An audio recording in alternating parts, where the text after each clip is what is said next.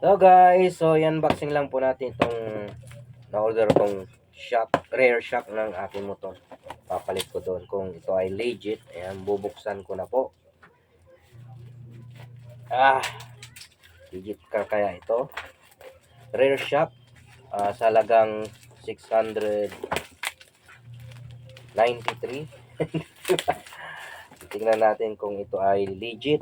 Na legit pa itong rare shock na nabili natin, na order natin sa TikTok. Ayan, buksan na natin para maikabit na natin doon sa motor. So ito na yung rear shock ng Mokatin, Mokatin brand. Tignan natin.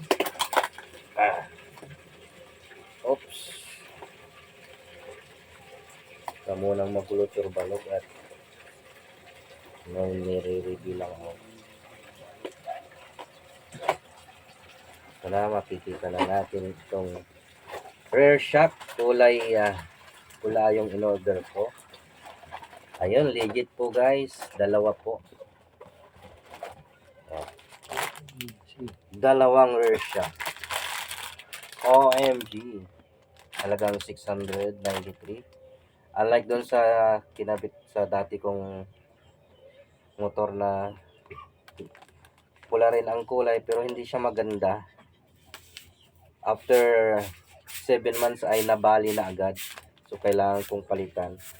So minabuti kong umorder at umanap ng magandang brand.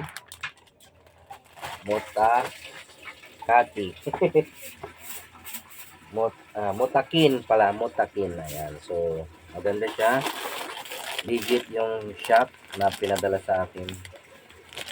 Talagang 600 plus ay meron ka ng magandang shop.